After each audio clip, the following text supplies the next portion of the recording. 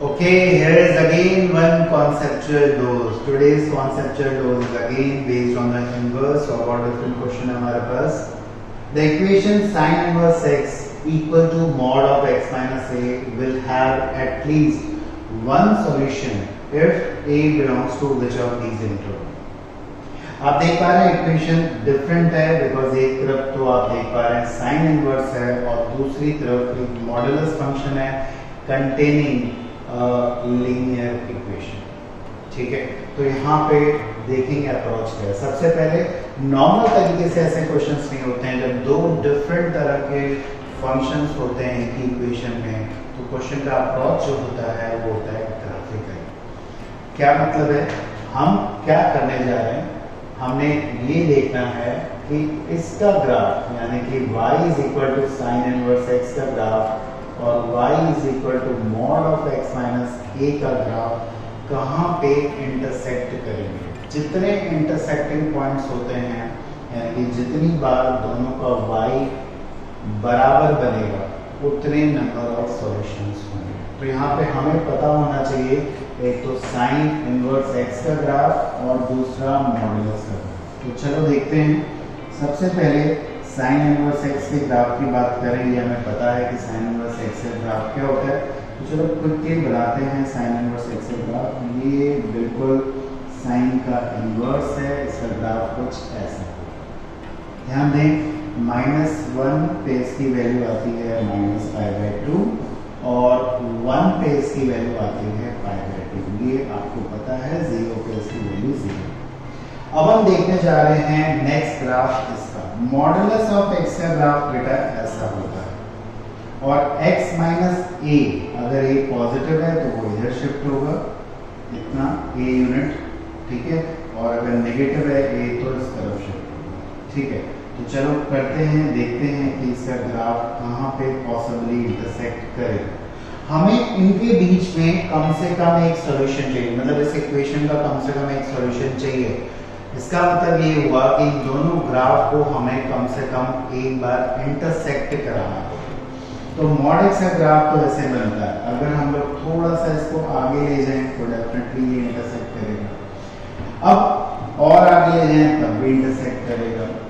अब extreme case पे जाइए, ज्यादा से ज्यादा हम लोग यहाँ तक ले जा सकते हैं. यहाँ पे जाके भी इंटरसेक्ट करेगा, उसके बाद नहीं करेगा. तो ये जो शिफ्टिंग हो रही है ना ये a की वैल्यू के अकॉर्डिंग हो रही है. ये पॉइंट जो है मेरा a,0. अब ये a की वो मैक्सिमम वैल्यू है जहां तक आपको सॉल्यूशन मिलेगा. इसके बाद सॉल्यूशन आपको नहीं मिलेगा.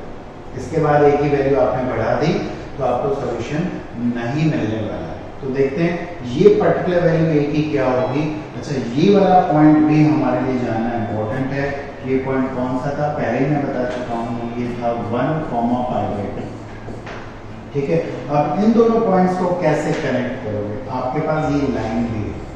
आपको बताएं स्लोप इज वन थिंग जो कि दो पॉइंट्स को कनेक्ट करता है. तो स्लोप आपको पता है कि इसका स्लोप जो है वो -1 है. ठीक है, तो स्लोप लिख लेते हैं π/2 -0/1 - a इज इक्वल टू -1. यहाँ से अगर आप a को सॉल्व करेंगे तो you will get this particular value. यानी 1 + π/2 जो होगी वो मैक्सिमम वैल्यू होगी. और वो आप अगर ऑप्शन में देखेंगे तो आपको एक ऑप्शन ऐसा दिख चुका है, आंसर मिल चुका है. अच्छा, अब अगर इस तरफ खसकाते हैं तो क्या होगा, इस तरफ इसको टर्न करते हैं तो क्या होगा वो भी आप समझ सकते हैं यहाँ से. तो अगर हम लोग मिनिमम वैल्यू की बात करें तो मिनिमम वैल्यू भी आपको यहाँ से पता चल सकती है बहुत क्लियरली. तो मिनिमम वैल्यू इस समय पे होगी ऐसा. ठीक है, जब यहाँ से गुजर के उठ जाएगा इधर आप और शिफ्ट करते जाएंगे. ये हमारा a है अभी. तो यहाँ तक इसके बाद तो आपको मिल ही रहा है ना सॉल्यूशन. इसके बाद तो कोई दिक्कत नहीं है, वो मिलेगा ही मिलेगा. ये इंटरसेक्ट करता रहेगा. बट ये आपकी है वो मिनिमम वैल्यू. अगेन इसको भी निकाल सकते हैं. इसको आप a,0 डालिए और अगर आप फिर स्लोप इस लाइन का देखोगे तो स्लोप कितना होगा, 1 होगा. और दोनों पॉइंट को फिर स्लोप से अगर हम कनेक्ट कर दें that is π/2 -0/1 - a is equal to 1. तो यहाँ से आपको a की दूसरी वैल्यू मिलेगी यानी कि 1 - π/2. तो एक्चुअली कंप्लीट इंटरवल जो ए का होना चाहिए वो होना चाहिए 1 minus pi by 2 to 1 plus pi by 2 close interval. लेकिन अगर ओपन इंटरवल भी है तब भी कोई दिक्कत नहीं है, बिकॉज ये उसी का सबसेट है। So I do hope you learn a lot from this very different question on inverse involving graphs.